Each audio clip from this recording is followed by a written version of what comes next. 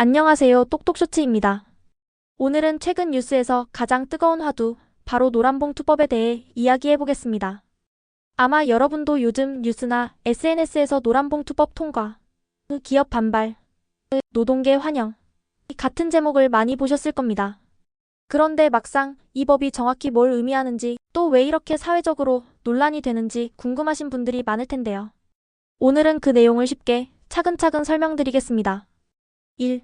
노란봉투법 이름부터 살펴보기. 우선 노란봉투법이라는 이름이 좀 특이하죠. 정식 명칭은 노동조합 및 노동관계조정법 개정안이에요.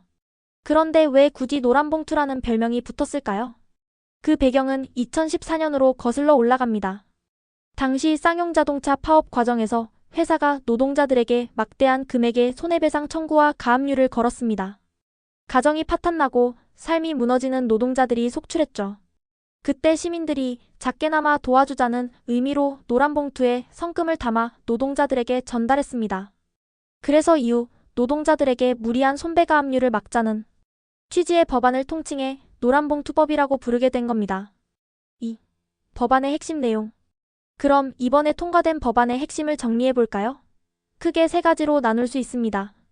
첫째, 사용자 범위 확대입니다. 기존에는 근로계약을 직접 맺은 회사만 사용자로 인정됐습니다. 예를 들어 하청업체 직원이 파업을 해도 원청 대기업은 우린 직접 고용한 게 아니니 책임이 없다고 빠져나갈 수 있었죠. 하지만 이제는 실질적으로 노동자의 근로 조건을 지배결정하는 자까지 사용자로 봅니다. 쉽게 말하면 원청 대기업도 하청 노동자의 처우에 책임을 지게 된 거예요. 둘째, 파업의 정당성 범위 확대입니다. 그동안 파업은 임금이나 근로조건처럼 노동자 개개인의 처우 문제에 국한됐습니다. 그런데 앞으로는 경영진의 주요 결정도 파업 사유로 인정됩니다. 예를 들어 구조조정, 공장 해외 이전, 대규모 인력 감축 같은 회사의 큰 의사결정에도 노동자들이 합법적으로 목소리를 낼 수 있게 된 거죠. 셋째, 손해배상 청구 및 가압류 제한입니다. 합법적인 파업임에도 불구하고 기업은 그동안 우리 회사가 손해를 봤다며 수백억 원대 손배소송을 걸었습니다. 하지만 이제는 합법적 파업에 대해서는 기업이 손해배상이나 가압류를 청구할 수 없게 됐습니다. 즉, 노조활동이 법적으로 조금 더 안전하게 보장받게 된 거죠. 3. 왜 이렇게 논란이 되는 걸까? 그렇다면 왜 이 법안이 이렇게 큰 이슈가 될까요? 핵심은 노동자 권리 강화 vs 기업의 부담 증가라는 대립구도 때문입니다. 노동계의 입장은 단순합니다. 지금까지는 노동자가 파업을 하려 해도 손배소송에 대한 두려움 때문에 제대로 목소리를 낼 수 없었다. 이번 법 통과로 숨통이 트였다. 라는 거죠. 특히 비정규직, 하청 노동자에게는 원청이 책임을 지게 되는 점이 매우 중요합니다. 반대로 재계, 즉 기업 측은 강하게 반발합니다. 원청까지 책임지게 하면 대기업은 사실상 모든 하청 노조의 파업에 연루된다. 기업 운영 자체가 마비될 수 있다. 또 경영진의 결정까지 파업 사유라면 구조조정이나 사업전환 같은 경영 판단이 전부 노조와 협의 대상이 된다. 기업 활동이 위축될 수밖에 없다. 라는 입장이죠. 4. 정치적 의미. 정치적으로도 큰 의미가 있습니다. 노란봉투법은 사실 처음 발의된 게 2015년이에요. 하지만 번번이 무산됐습니다. 특히 윤석열 정부 시절에는 국회를 통과했지만 대통령이 거부권제의 요구권을 행사해 무산된 바도 있죠. 그만큼 이 법은 지난 10년 가까이 정치권과 노동계, 재계가 치열하게 맞부딪힌 상징적인 법안입니다. 그리고 마침내 2025년 8월 국회 본회의에서 재석 186명 중 찬성 183표, 압도적 다수로 통과되면서 역사적인 전환점이 된 겁니다.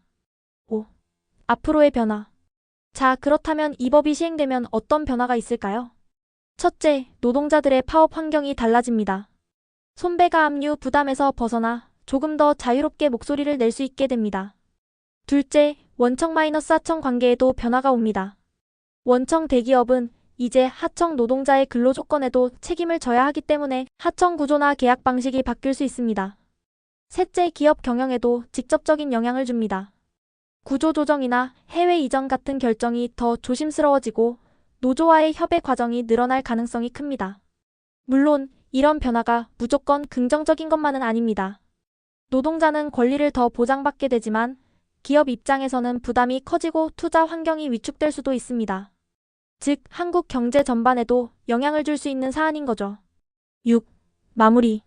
정리하자면 노란봉투법은 단순히 노동법의 개정이 아니라 노동자 권리 보장과 기업 활동 자유 사이의 균형을 어디에 둘 것이냐는 문제입니다. 노동자는 이제야 숨통이 트였다고 말하고 기업은 산업이 흔들릴 수 있다고 경고합니다. 여러분은 어떻게 생각하시나요? 노란봉투법 과연 한국 사회에 득이 될까요? 실이 될까요? 지금까지 똑똑쇼츠였습니다. 시청해주셔서 감사합니다.